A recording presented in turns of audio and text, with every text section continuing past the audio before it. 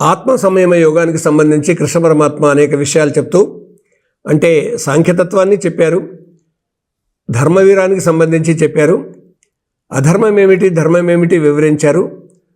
ఆ తర్వాత ఆత్మ యొక్క ఔన్నత్యాన్ని వివరించారు, శాశ్వతత్వాన్ని వివరించారు, నిష్కామ కర్మ అవసరాన్ని చెప్పారు, జ్ఞానము విజ్ఞానానికి సంబంధించిన విషయాలు చెప్పారు.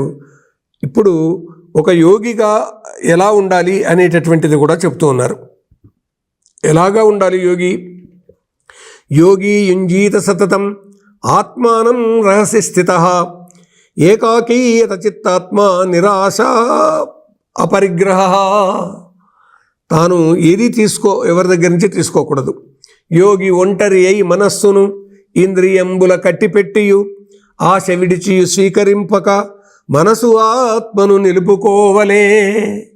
మనస్సును పరిపరి విధాల పరిగెత్తకుండా తను ఒంటరిగా ఉండాలి, తన ఆలోచనలను నిగ్రహించుకోవాలి, ఇంద్రియాలను అరికట్టాలి, ఆశను వదిలిపెట్టాలి, ఇది కావాలి అనేటటువంటి విధంగా ఏది తీసుకోకుండా ఉండాలి, మనస్సును ఆత్మలో నిలుపుకోవాలి. ఈ శరీరం ఇది బౌద్ధికమైనటువంటి శక్తి. ఈ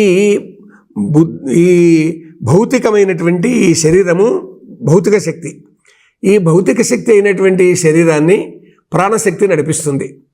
ఈ ప్రాణశక్తిని మనస్సు తాను నియంత్రిస్తుంది.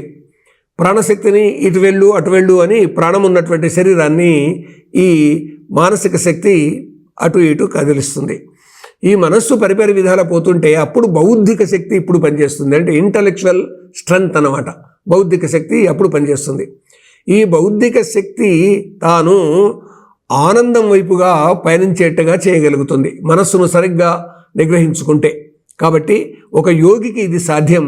కాబట్టి ఒక యోగిలాగా తాను జీవించాలి అనేటటువంటి చెబుతూ, యోగి ఒంటరి అయి మనస్సును ఇంద్రియంబుల కట్టిపెట్టియు ఆశ విడిచి స్వీకరింపక మనసునాత్మను నిలుపుకోవలే. అయితే ఒంటరిగా ధ్యానించాలి, ఇంద్రియాలను మనస్సును దేహాన్ని నిగ్రహించుకోవాలి, ఆశ లేకుండా ఉండాలి. అయితే ఒక ధ్యానం చేసేటప్పుడు కానీ ఎటువంటి పరిస్థితుల్లో తాను ఎట్లా చేయాలి అనేటటువంటి ఒక వాతావరణాన్ని చెప్తున్నారు. ఎందుకు ధ్యానం చేయాలి అంటే మనస్సు పరిపరి విధాల పోకుండా దాన్ని అరికట్టాలి.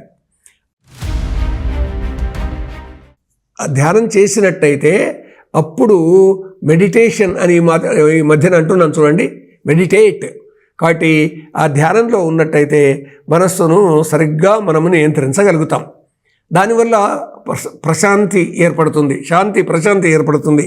అందుకే ఎట్లా ఉండాలి, ఎట్లాంటి చోట ఉండాలి అనే ప్రశ్న చెప్తూ, శుచౌ దేశే ప్రతిష్టాప్య స్థిరమాసనమాత్మనః నాత్యుచ్ఛ్రితం నాతి నీచం చైలాజనకుశోత్తరం తత్రైకాగ్రం మనః కృత్వా యతచిత్తేంద్రియక్రియః ఉపవిశ్యాసనే యుంజాద్యోగమాత్మ విశుద్ధయే.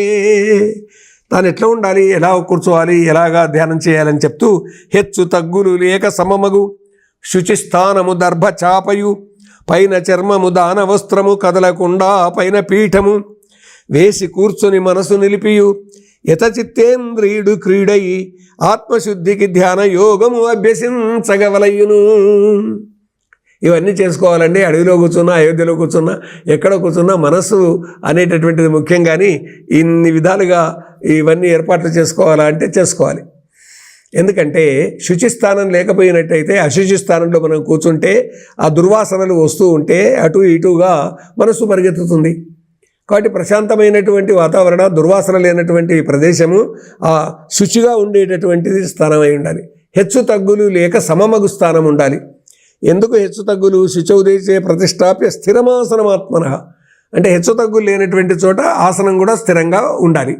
అంటే ఆసనం స్థిరంగా లేకుంటే ఏమవుతుంది అంటే ఆసనం అటు ఇటు కదులుతుంటే మనస్సు ఎట్లా నిలుస్తుంది? శరీరం అటు ఇటు కదులుతుంటే, ఆసనం పడిపోయే విధంగా ఉంటే. అందుకే శుచౌ దేశే ప్రతిష్టాప్య స్థిరమాసనమాత్మనః అని అనడం జరిగింది. అందుకు దర్భలు ఉండాలి, దాని మీద చాప ఉండాలి అనేటటువంటిది. ఎందుకు ఇవన్నీ ఉండాలి అంటే కింద ఏవో కుచ్చుకునేటటువంటివి ఉంటే ఎట్లా? కాబట్టి ఒక గడ్డి దాని మీద చాప ఉండాలి, ఇదంతా ఉండి అప్పుడు తాను దాని మీద వస్త్రము కదలకుండా పైన పీఠం ఉండాలి, దాని మీద కూర్చోవాలి, మనసు నిలిపాలి. అప్పుడు చిత్తాన్ని ఇంద్రియాలకు వశం కాకుండా చేయాలి, ఆత్మశుద్ధికి ధ్యాన యోగాన్ని అభ్యసించాలి అని. ఇన్ని విధాలుగా ఎందుకు చెప్పాలి అని అంటే తాను సరైనటువంటి విధంగా కూర్చోవాలి.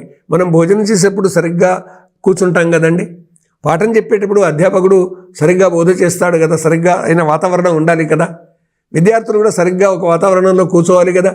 కాబట్టి ఎవరు ఏ స్థితిలో ఏ పని చేస్తుంటారో ఆ పనికి తగ్గటువంటి పరిసరాల వాతావరణాన్ని ఏర్పాటు చేసుకోవాలి. కాబట్టి ఒక యోగంలో ఉన్నటువంటి వ్యక్తి, ధ్యానంలో నిలవాలనుకున్నటువంటి వ్యక్తి ధ్యానం ద్వారా తాను ఆత్మ సంయమ యోగాన్ని సాధించాలనుకున్నటువంటి వ్యక్తి ఎలా ఉండాలి అనేటటువంటి చెబుతూ తాను ఒంటరిగా ఉండాలి, అల్లరి లేకుండా ఉండాలి, శుచిస్థానంలో ఉండాలి, శుభ్రమైనటువంటి స్థితిలో ఉండాలి.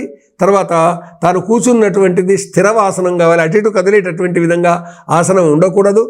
ఆ తర్వాత ఆ ఆసనం కూడా తాను కూర్చునేదానికి యోగ్యంగా ఉండాలి. పోనీ ఎత్తున ఉంటే ఏమవుతుంది అంటే, ఎత్తున ఉండి ధ్యానంలో కూర్చుంటే ఒక్కోసారి ధ్యానంలో మైకం గమ్ముతుందండి, పడిపోతాడు మనిషి, అప్పుడు దెబ్బలు తాకుతాయి.